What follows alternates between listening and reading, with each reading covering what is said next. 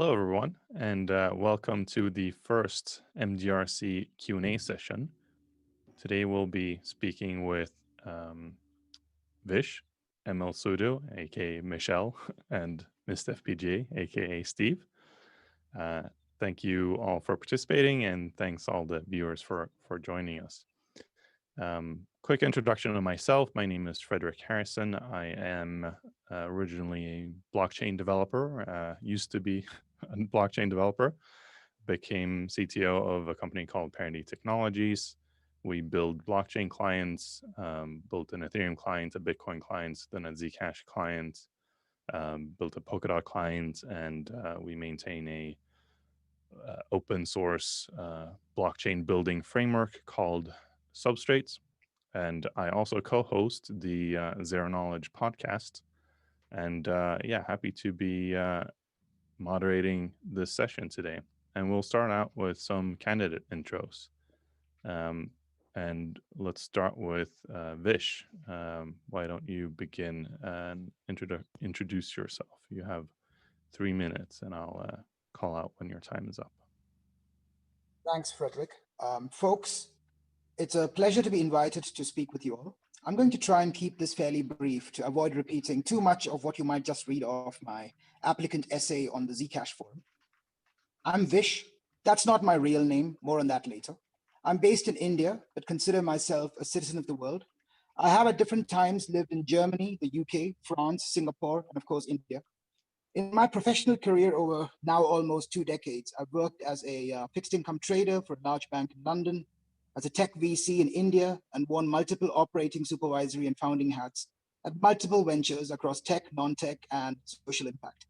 The one common thread that cuts across all these seemingly disparate activities is that they all required me to work collaboratively within small, sometimes dispersed teams to build models, frameworks, and modalities for essentially allocating capital optimally and efficiently. Sometimes these team members that I worked with were of my own choosing, and sometimes they were not. Over my life, I've come to realize that there are very few absolute truths. By absolute truths, what I mean is things that are unequivocally true regardless of set or setting. One of those rare absolute truths, in my mind at least, is that economic privacy is an inalienable, non-negotiable right if we want truly transformational social and economic change. Individuals are the best judges of what drives value.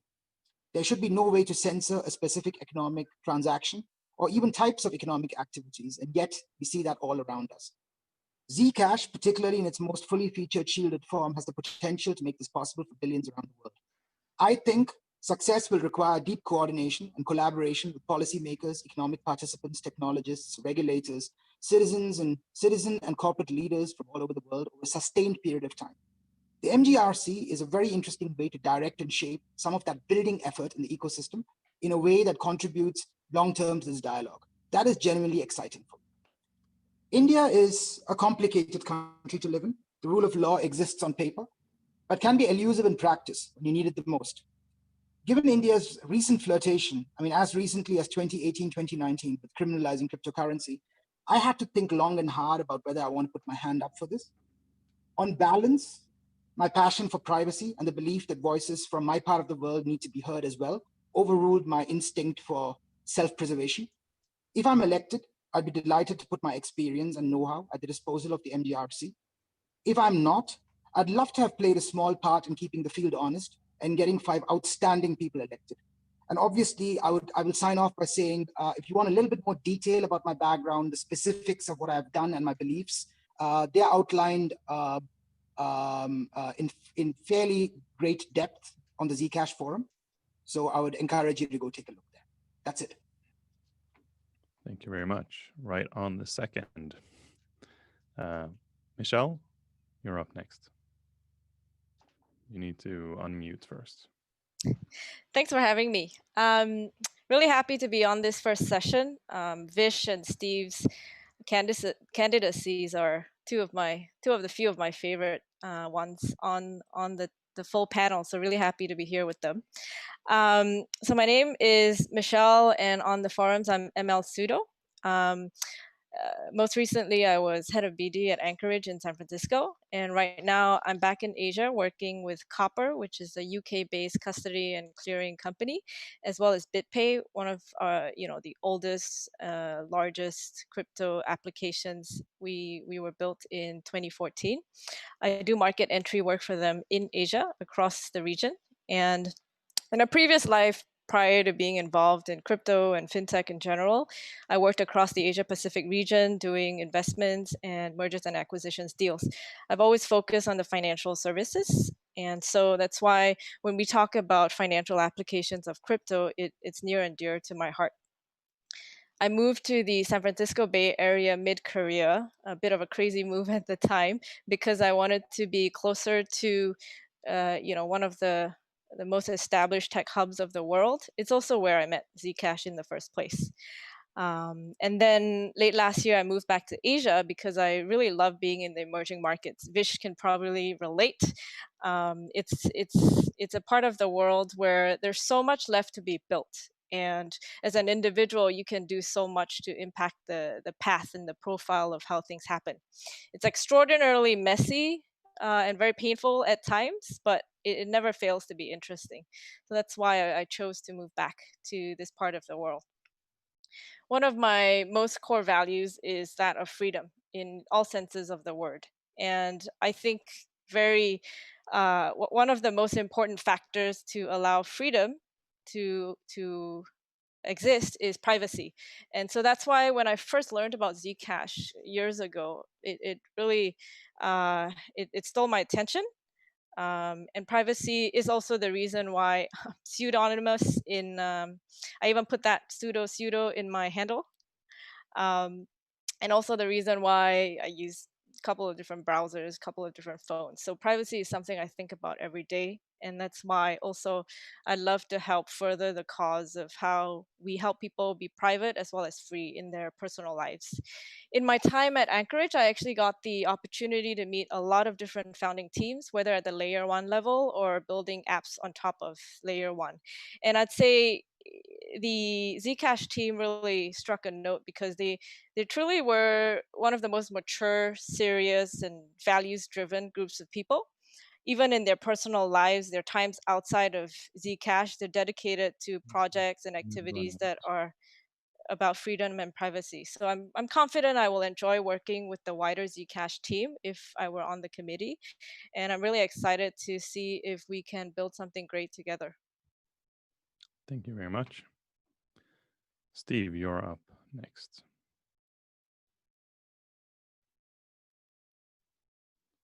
And you also have to unmute if you're talking. Sorry about that. I was clicking on the wrong unmute thing. Yeah, I don't really know how to follow that. That is two really strong applications. I don't have that sort of history. My history is primarily within the Zcash sphere itself. Well, actually, I started off in Bitcoin back in the day. I actually got in just at the end of CPU mining. I had a lot of spare CPU resources from my automation work, so I just put them on that as something to do rather than folding, and I got hooked. I've been interested in zero knowledge proofs for a long time. I've been working in cryptography, specifically data cryptos and fintech, the fintech side of it, for 4 years or 5 years, and then when I left that, Bitcoin came out. I went back a bit, and yeah, the zero knowledge proofs that Zcash had is just amazing. I looked at Monero when I decided what to get back in when the altcoin boom really happened, and mixins are great in that, and I'm sure it does work, but at least Zcash is actually provable technology. I understand, well, I don't understand the maths. That's one of the beautiful things about it, but I do know the engineering talent from previous work experiences. I know who they are, and I was aware of them, and that is, to me, is just so attractive. Then on top of that, you've got the mission of Zcash, which is something I think we can all really get on board with. Financial privacy is a right, but it's something not a lot of people currently are concerned with. It's 15 years ago, people weren't concerned about their privacy on the internet. Now it is a thing. In 15 years, I believe people will be like that with their privacy. We need to make sure we have got the systems in place so they can come and be private with their financial transactions when they want to be. And that might not be now, but it will happen. Zcash is the future for doing this. Zero knowledge proofs and what the team has built is just phenomenal. The Zcash technology is amazing. I can't wait for Halo to get deployed. But until then, what we really need to do is build this ecosystem. And to do that, we have traditionally suffered in the open source world due to I primarily think, the founders reward and the structure of the corporation of the ECC. It hasn't been attractive to open source communities. Because of that, I would like to make sure that we somehow involve those in the new recipients of the Dev Fund, of the new major grants fund.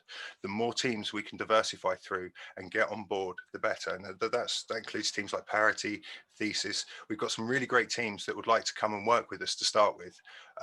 And we've got an amount of time which we can use to set this up and get this done. And we can get it done right, because these teams are very accommodating. They've worked with us before, or worked with the ECC or Zcash before. And I don't see any reason not to, I don't see why we wouldn't take advantage of that now. And then we can hopefully expand that into something like maybe the EFF, and then use their resources to try and expand this into more open source things, that they've got the capability of handling these sorts of money. They always need money, and they can put it onto legal things, all sorts of things. Running out of time. Sorry, my stop clock isn't on this computer. Thank you. Thank you very much. Then we launch into the questions, and we have a really good set of questions here. They're pretty long and to some degree a bit multifaceted. So listen through the question. I will say it once, and then you'll have to sort of try to memorize that through the other candidates. If you really want to, I can repeat the question, but I prefer not to in interest of time. And so we kick off with the first question, and first up to answer will be Vish. So the first question is regarding the ambiguity of the initial zip for this, for the MGRC. So in zip 1014, the language has some ambiguities. Where would you stand in how to interpret and implement operational activities when there's no explicit language to guide you? How should the MGRC consider community will and preference? Vish, you're up first, and you have 3 minutes. Right, got it. So obviously I had a close reading of the ZIP 1014, and I think the main ambiguities that I recognize there are, as you rightly said, around precisely how decisions will be arrived at. I think it is pretty ambiguous on how that body of 5 people is supposed to work together and reach consensus on any decision, really. There is no clear guidance on whether it is to be, how it is to be organized. Is there going to be any special preference given to areas of expertise that people have? Should there be some kind of an implicit hierarchy? All that sort of left to the imagination. Another facet, which we also, I think, need to address at some point, is that, and it sort of dovetails into another question that's come up from time to time, which is that whether the MGRC should be a driving visionary body, or whether it should be one that purely fulfills a supervisory role, right? Which basically makes sure it doesn't actually complete the operational exercises, it merely sort of sanctions them. So should it just be a sanctioning, approving body, or should it be a body that drives things? In my mind, that's also left ambiguous in the ZIP.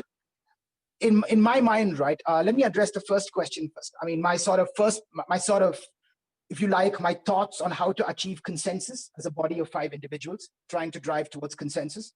And here I'm drawing a little bit on my experience over my career of working in ambiguous situations with people with whom I didn't necessarily have much in common, or indeed, in some cases, even as it seemed at the time, the same objective. Now, what I discovered is that what is very, very important in all team settings, but especially when you're bringing 5 people together who have no history of working together, is you need to work out what those initial what is that upstream truth, that upstream principle? What is the upstream value that we are optimizing for? And there's always one. And you kind of have to drive towards that, because that's going to be your North Star. When things get hard, when you get stuck in the mud, that's sort of the thing that can help get people of good faith, right? Rational people of good faith sort of back in line. I'll give you an example of a situation in my career where this happened. I still serve on this board, but I serve on a board of a social impact consulting company out here in India. And one of the problems we encounter at the board level sometimes, which leads to confusion for the operating team, is, on the one hand, you have board members who care a lot about the social impact aspects.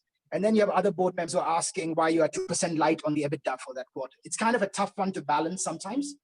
And in situations like this, what's very important is to recognize what is it. And sometimes it's very hard for people to be honest about what that is, because it requires smashing a few sacred cows. It's hard to say that, look, in this instance, the answer was, after we dug deeper, hey, we want to be a profitable, sustainable company, and we want to make as much impact happen as we can. That's great, because now you have a guiding principle that guides your decisions. In other words, you can say, okay, what we are maximizing for or optimizing for is revenues and profitability, but there is a certain minimum level of social impact that needs to happen. Otherwise, we will not do that business. And so that becomes very interesting, because you can now actually build OKRs on that basis and give that to the teams. So that's how we solved it. That's how we solved it in this instance. And that's what I'd hope to do here as well. Thank you very much. Let's proceed in the same order, and then we'll rotate for the next question with Michelle. You're up. Thank you. Cool. Awesome. So I think the word ambiguity is actually a misnomer. I think there are simply a number of uncertainties in how we will operate, what our goals are, and all sorts of other questions around compensation, commitment, whether we're investing versus granting. I embrace the uncertainty. I think if we launched a ZIP that was overly formulated, then it means that either ECC or the Zcash Foundation created all of what the MGRC should be, and I don't think that's the intention of the community. So I'd say just embrace the uncertainty, not so much the ambiguity.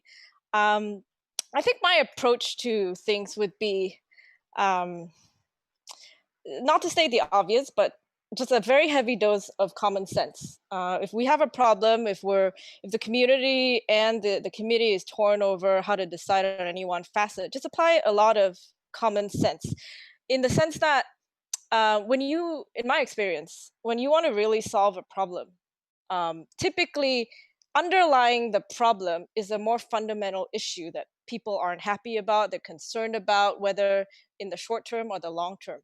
And so I think the way we would resolve these uncertainties is to think about all the options that people are throwing in front of us and figure out which one solves the underlying problem or concern versus just the symptom.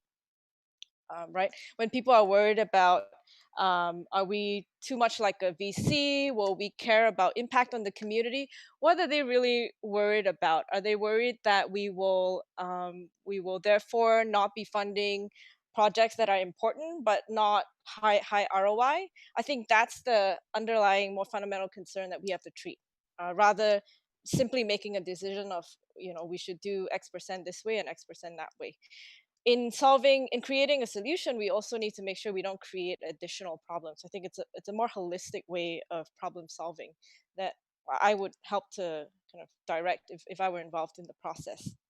I think importantly also, and this is a failing of part of the crypto community, and definitely even by organizations like Facebook, where you launch a project, a big swiping action without really considering the stakeholders at play.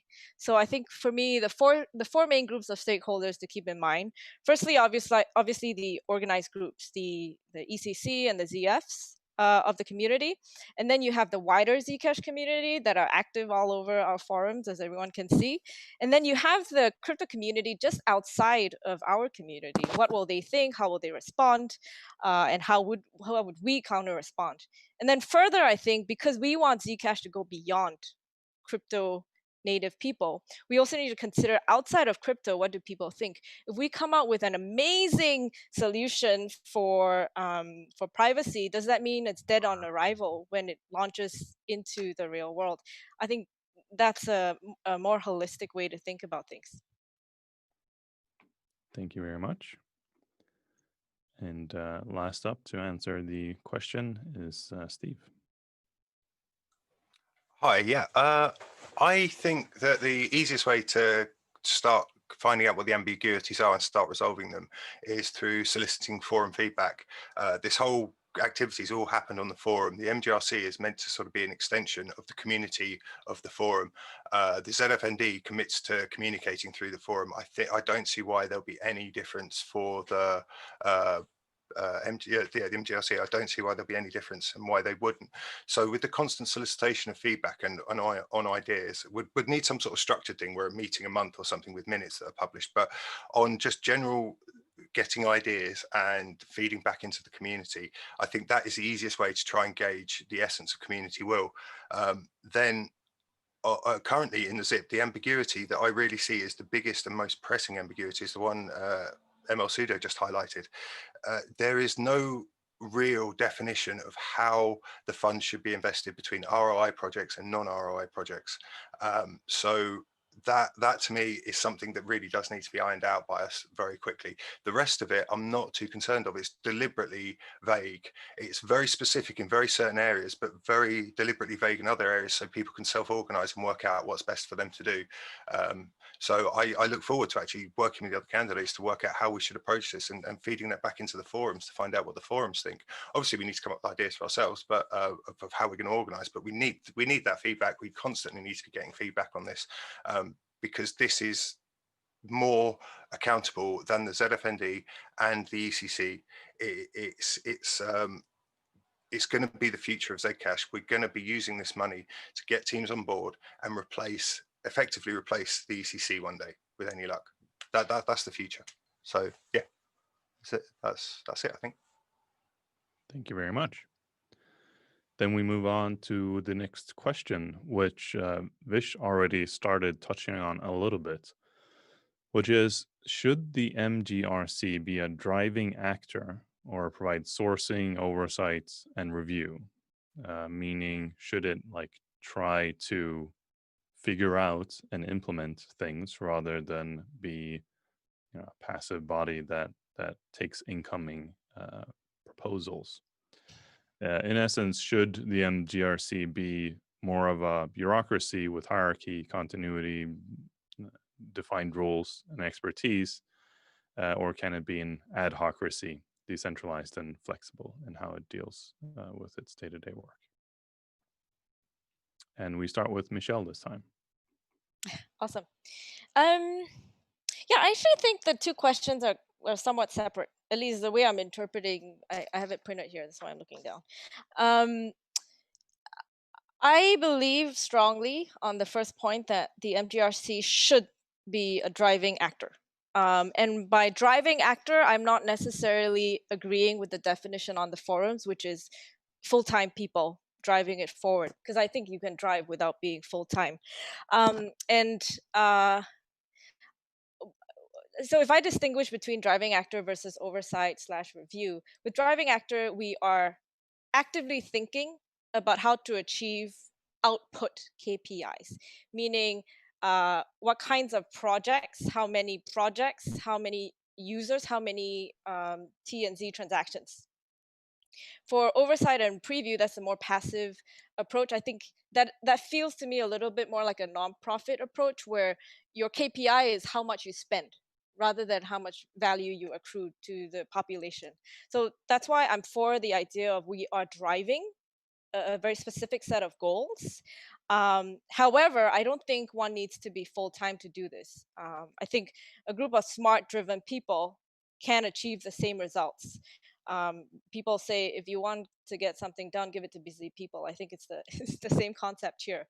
And I would argue that the fact that people are not full-time, the fact that they have other things going on, leads to greater independence of the MGRC. so that we don't have to compromise on any of our values. If things get too wacky values-wise for any of us, it's easy for us to just step away.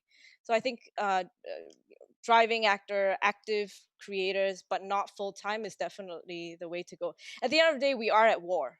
In a sense, we are competing with a lot of different projects. And if we're not actively thinking about how to win these battles, we are not going to win these battles. So that's why I feel like a passive approach where we just sit and review is absolutely not the way to go. It would be, in my opinion, squandering the amount of resources at our foot. All right. Thank you very much. Next up is Steve. Hi, yeah, can you just give me a wave or something when I'm hitting 3 minutes, because my stopwatch is on my tethering thing. Yeah, I completely agree with that. I think to sit back and just wait for grants to come in is a waste of time and money. We need to have some sort of proactive thing. The reason why we're making this committee, and we're opening up to people in the whole community, in the wider community, and trying to get the really inclusive and diverse opinions, is because we want to take those skill sets from other areas. There's people on the forums in the community can take those skill sets and bring them together and show you how, or help apply them to Zcash, which is why the community involvement is so important. So yeah, I really think that they should be not just listening for ideas, but also proactively seeking feedback from wherever they can, be that the forums, other professionals, other companies, as to what to go for, what to look for. And they should be taking knowledge from their current own areas and implementing that into the MGRC if they can.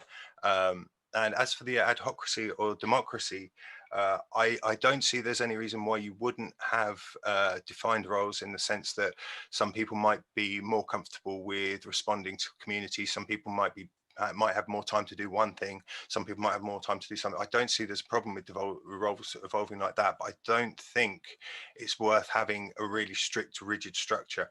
I don't think there should be any hierarchy. No one should have any more say than anyone else.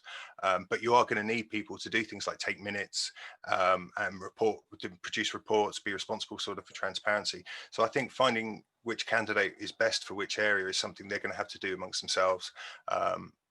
Yeah, so I think that's probably leaning more to adhocracy than democracy. I don't really know there, so that's my sort of view, and people can take from that what they think. Thank you. All right, thank you very much. And last up for this question is Vish. Great, thank you. So I'm certainly more in the MGRC should be driving the change it wants to see, rather than sitting back and providing purely oversight contributions camp. But I do think there will be a little bit of a process in which we get there. Because I think initially, at least, I see that a little bit as a false dichotomy.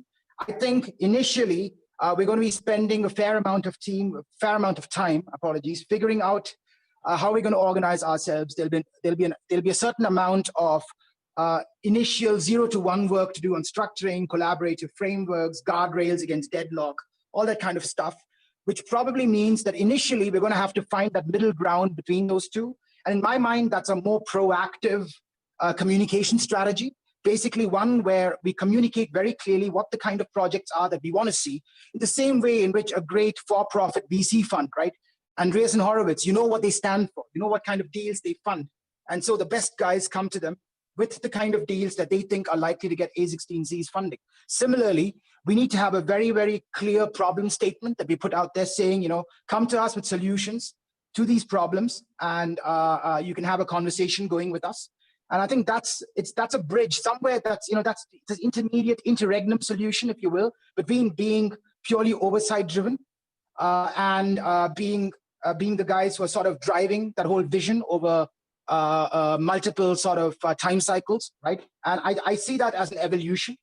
And I think we can aspire to sort of hit the middle of that dichotomy and migrate more and more towards a driving style over time. Coming to the question about adhocracy versus hierarchy, temperamentally, philosophically, I am, like many of you, I suspect, in the camp of adhocracy or towards that camp.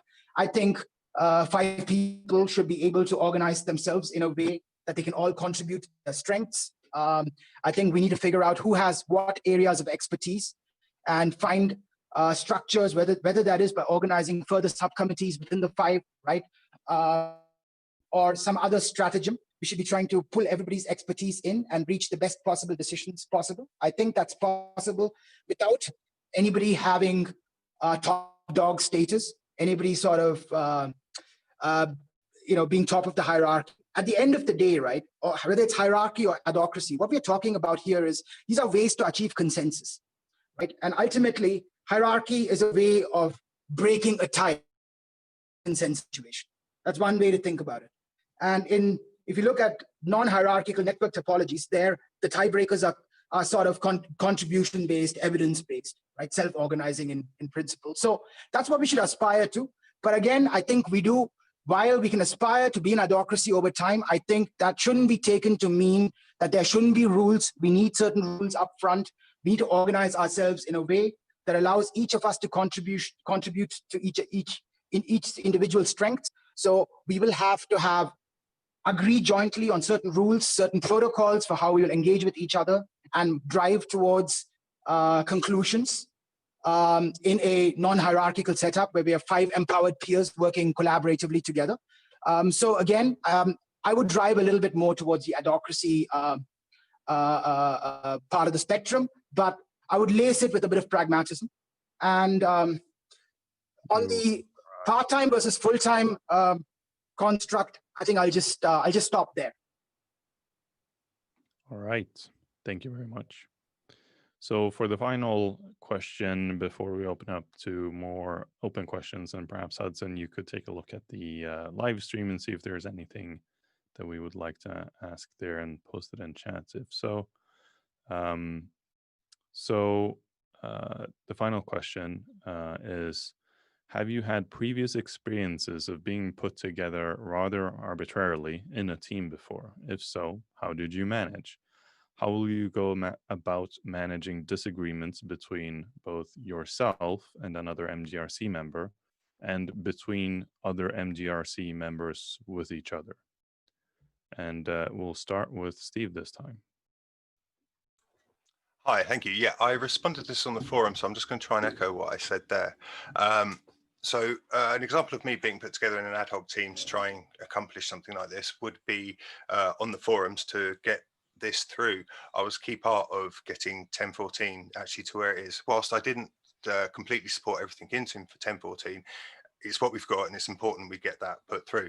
And so I think that's a great example. We managed to self-organize. We got through a lot of live streams. We got through a lot of discussion, about a year and a half's worth of discussion.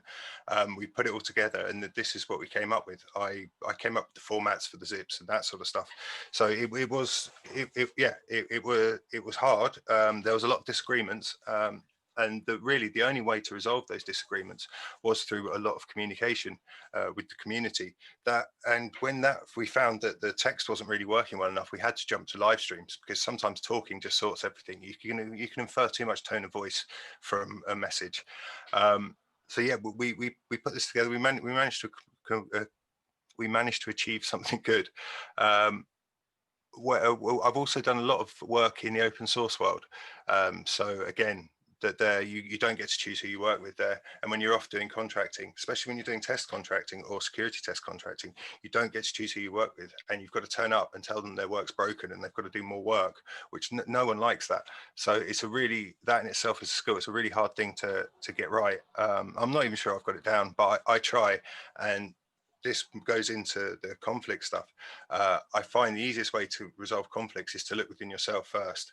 And sometimes it's just easier for you to step down on something if it's not that important and just move on.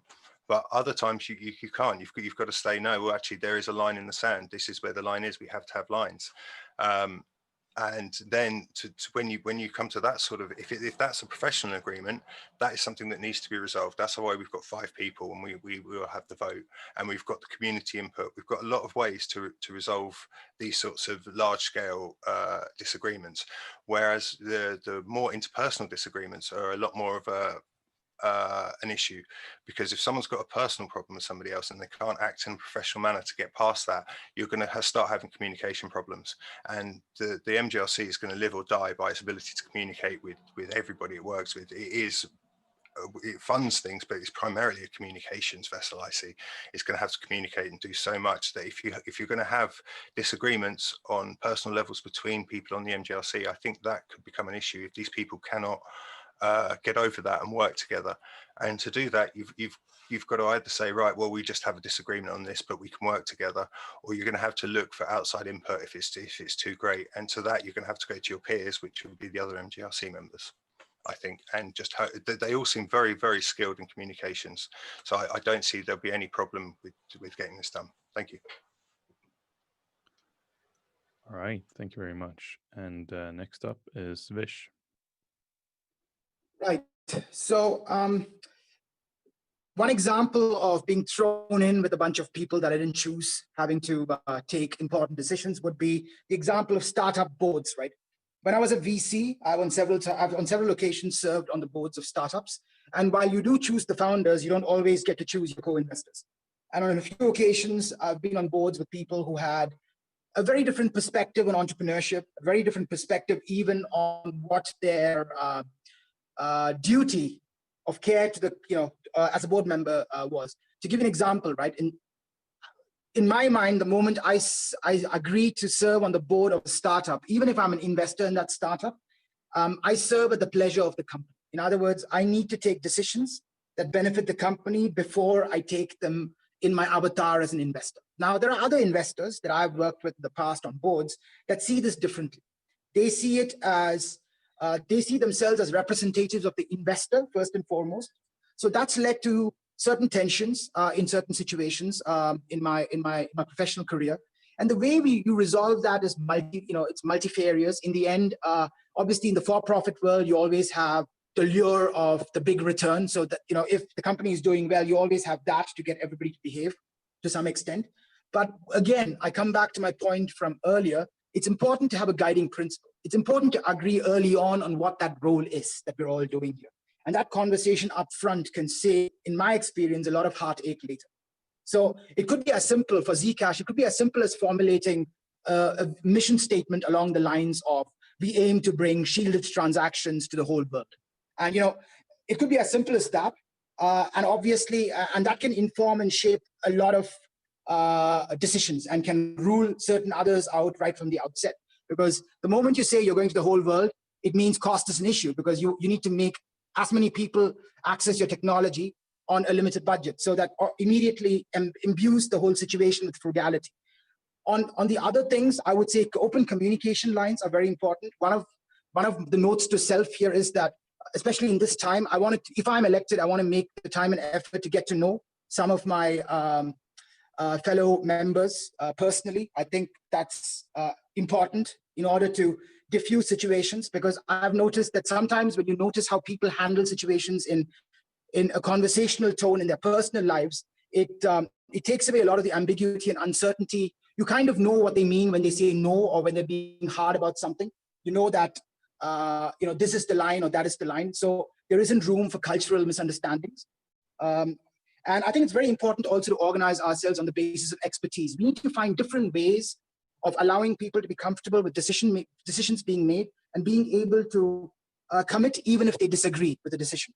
And the importance and the way you achieve that is by valuing expertise, the differential expertise that different people bring to the table, and finding ways to perhaps weight that expertise higher in tiebreaker situations. And having an understanding about that up front, so it doesn't look like it's something that you're sort of coming up with because it suits your particular line of argument. So trust is very important. Trust is what we need to build together.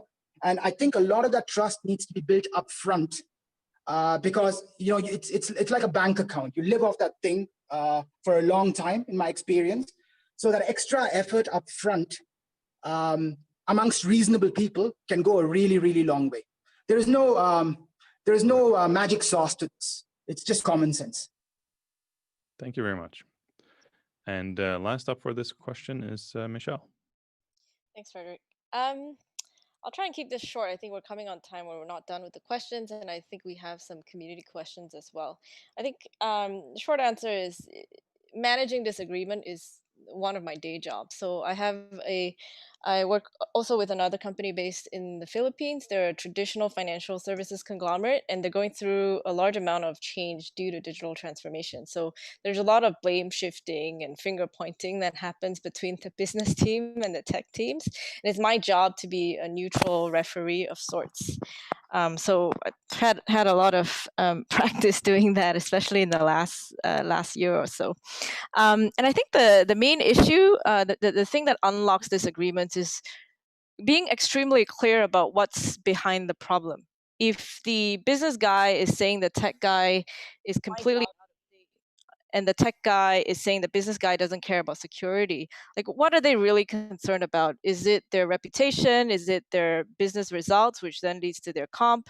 I think getting to the bottom of disagreements, generally within a very sensible group of people, unlocks the what seems to be a Gordian knot. And so I think that would be the way I approach disagreements, whether it's between me and somebody else or between two other people.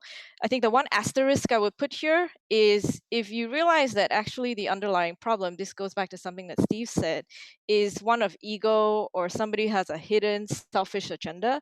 I think what the other members of the MGRC need to do is to have the ability to surface this and to fix this if necessary. Whether the ability is defined in terms of procedure, which is something we need to decide, or its integrity, meaning having the moral backbone to say this is not acceptable, and people can't behave with impunity even if it's behind closed doors.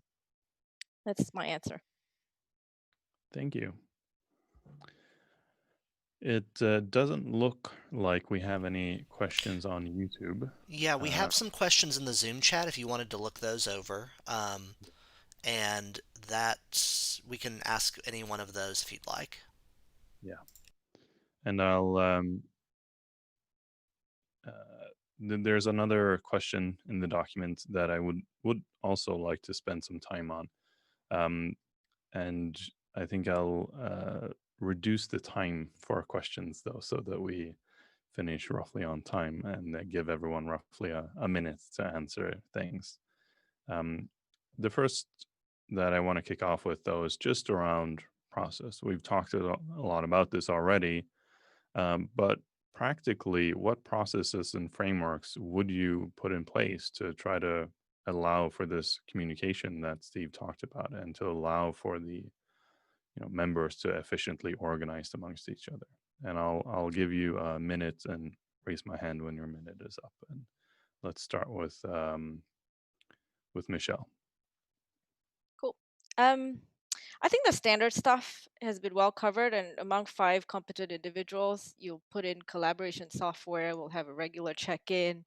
I think what I really like from the forums is the idea of coaches to help facilitate, especially as we get started. I love that idea. And I think another one could be 360-degree reviews, so that we're always getting feedback on how we're doing. I think most importantly, though, beside all these procedural actions, is setting up a set of principles, the how and the culture and the do's and the don'ts of how we will behave as a group of 5 people. I think that will underscore everything else that we do. That for me, that's most fundamental. If I were to throw another one in there, it would be to create a playbook for ourselves. What are our goals? What are our constraints? And standard processes will follow in case of disagreement or anything. Yeah, but the most important, I think, is principles. All right, Vish. I loved Michelle's point about principles. I completely agree. I think one needs to have a going in consensus about certain things, about what drives us to do this, and again, what are almost like a SWOT analysis of everyone on the team in full transparency, so everybody knows what everybody else is dealing with, and that just drives greater awareness overall, which can only lead to better decisions. In terms of the tools that I'd use, again, I don't have any out of the box contribution to that, I would say the standard messaging and productivity tools. I've recently started using Notion. I find it very useful to self-organize certain types of coordination projects, sharing notes with people, and driving and making sure that I get through checklists on tasks, and sort of keeping an overview of what somebody else is doing. The Asanas and Slacks and the Notions do that pretty effectively. I think, and again, I don't think we'd be reinventing the wheel by any means. One thing I would add, though, is I do like the email medium. I find it very useful in my day-to-day work. Something I've grown to appreciate a little bit more in the last couple of years or so, because I find that it forces me to be very precise in my communication and say exactly what I mean, and not leave anything to misinterpretation. And I think there is room for using emails for like free flow, fuller sort of explanations of things. For instance, if each of us were to write a summary report of how we stand on a proposal, then I think email would be a good form to sort of tease out the forms just before the final version, for example. All right, thank you. And last up, Steve, what would you put in place? Yeah, thank you. I think really to start with, you need to just put in some very basic commitments to what you're going to do, and then really initially you have to commit to good faith, and you have to commit to best intentions in communication, or best efforts in communication. So that really encompasses using all of the ones that are at your disposal. Like I highlighted earlier, sometimes text just isn't enough. I really like text. I really like asynchronous communication, whether that be email, forum communication, whatever. I think it's really, really good. I think you get a lot of work done that way. But sometimes you just need to talk. So sometimes just a phone call, hearing someone's voice, you can hear so much more, and you can get so much more of an idea of what's going on. That it can solve a lot of disagreements. So yeah, I would like to see those two things in the first instance, and then from there we can then build upon other things like, so what are our ethics going to be? What's our code of conduct? How often should we have meetings? When should we solicit feedback from the forums? And yeah, thank you. Thank you. Oh, and the gardening club. Thank you. And let's move into some more looser form questions. I'll keep the same format and keep everyone on a minute each. And we can get through a couple of these, I think. And then if we still have time, we can have some open discussion. So the first question is, what kind of grants would you fund if you could fund any grant? And first up is Vish. Right. So it's a fairly, to be honest, it's a fairly wide range of things that I think would be within the scope of what I would fund.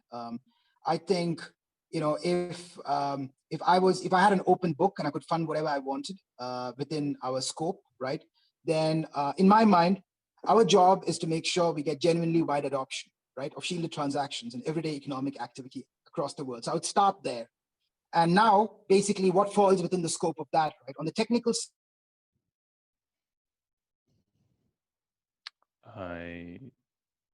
It seems that we lost your connection, Vish. Let's move on to Steve, and then if Vish comes back, I'll give him back his time here. Okay, yeah, I think my dream grant and the one that would help Zcash fulfill, or the MGRC fulfill more or less all of its obligations, would be through the EFF. They can just do so much. They can help drive shielded adoption. They can help drive Z2Z messaging.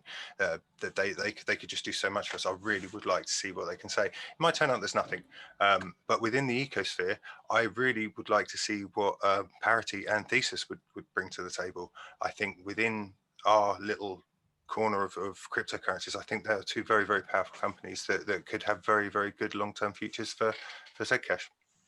So I'll leave it at that. Thank you. And we'll take Michelle, and then we'll go back to Vish, and hopefully his connection is back by then. So Michelle. Cool. Yeah, I think something that really tickles my brain is, and I alluded to this in my candidacy post. I think, in the community, we love privacy. And that's why we push Z transactions, etc. Outside of the community, though, in the wider world, outside of crypto, people hate privacy because they can't control it. So when I was at Anchorage, we tried to we were working with a lot of funds who, their auditors wouldn't stand for shielded transactions. And today, I forgot who it was, about a month back, where I think there was a country that flat out said they won't support Zcash because they just think that anything Zcash is shielded. I think that kind of is very misrepresented. I would like to fund a grant that is either a company or a lobbyist or a product that bridges this gap. How do we help people understand that, or make it a feasible transaction for people to interact in ways that are okay for people outside of the community, at the same time powering our community? Thank you. And Vish, I hope you're back and can continue your answer. Hi, sorry, I'm back. As I don't know where I was cut off, so I'll go again. Basically, anything in the shielding spectrum, I think, is very important to fund, especially on the technical side. Anything that drives, that makes it easier for shielded transactions, shielded addresses to work, to integrate with local payment systems across the world, especially in emerging markets.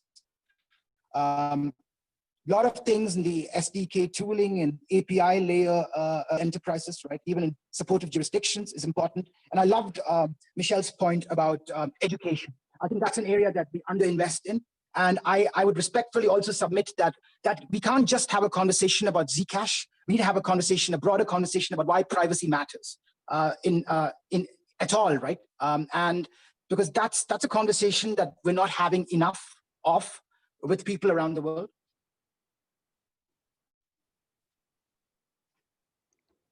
Well, your connection cut out at the minute mark, so we'll call that an answer. Perfect. Let's move to the next question, which we'll start out with Steve. But what would you do in the first week and also in your first month of being elected? Oh, that's a really good question. In the first week, I think I would primarily seek to communicate with the other candidates to set up a couple of face-to-face meetings via Zoom or Discord or whatever. They're definitely voice, sorry, and hopefully face-to-face. And then within the first month, I would hope to get out at least a decent standard of ethics, because you can just copy and paste those, really, can't you? The decent standard of ethics, a decent conflicts of interest policy, and a decent conduct policy. And that really is what my aim for the first month would be. And then after that, yeah, I would like to start talking to teams as well. If we have time to do this in the first month, we can get over the gelling stuff. I think I would like to try and reach out to Thesis and Parity to see if we can get a head start on your applications and see what support you would need in doing those if you are going to do one. I know Thesis are, and yeah, see how we can then start working together with you to integrate stuff. Thank you. Cool. Thank you very much. Michelle? Cool. I think the first weeks, will be 3 deliverables. At least for me, those will be the priorities. 2 are working documents. The first one is, as I mentioned, the list of principles. I think that's extremely important, as I've said 5 times. I think the second is a playbook of how we're going to collaborate, what our goals are, etc. That will serve as our touchstone for how we operate as a team. So these 2 are living documents. As things change, as we learn and meet more people, these we update. The final one, though, and I think they should be in this sequence, is what I would call our constitution, which should be a semi-permanent document. That is almost like an articles of association for a company, which is only changed after, say, majority vote and shareholders are involved, for example. And I think it's important because the community needs to look at this document and say, okay, they're not going to do crazy things outside of what's in this constitution, or if there are itemized do not do's on this document, they won't go there either. So I think those are the 3 deliverables for the first couple of weeks. Thank you. And Vish, what would you do in first week versus first month?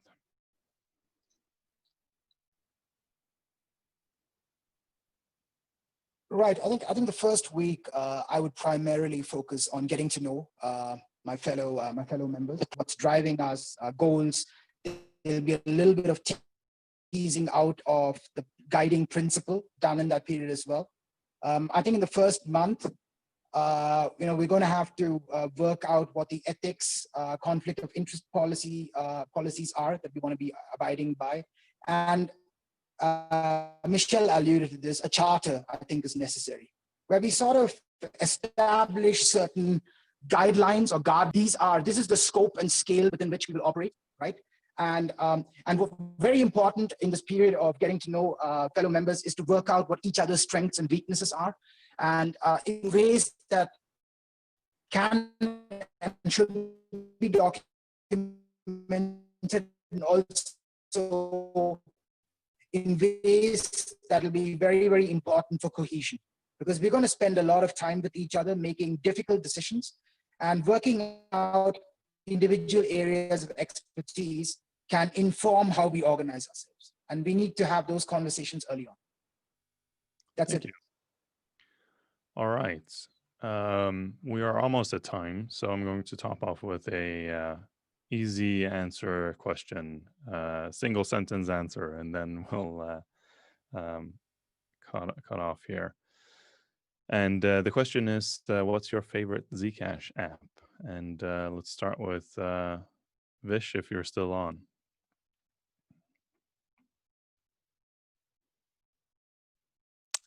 Zbay. Zbay. All right. Steve. www.z2z.to. All right. Michelle. I'm going to be naughty and just say Z transactions.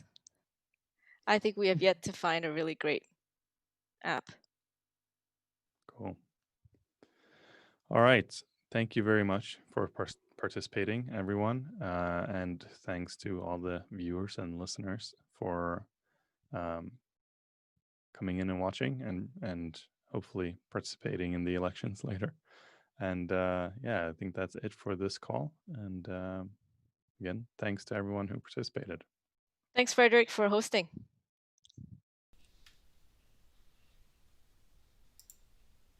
Thank you. It was really nice Thanks, meeting you all. Frederick. It was really good. Appreciate it. Thank you.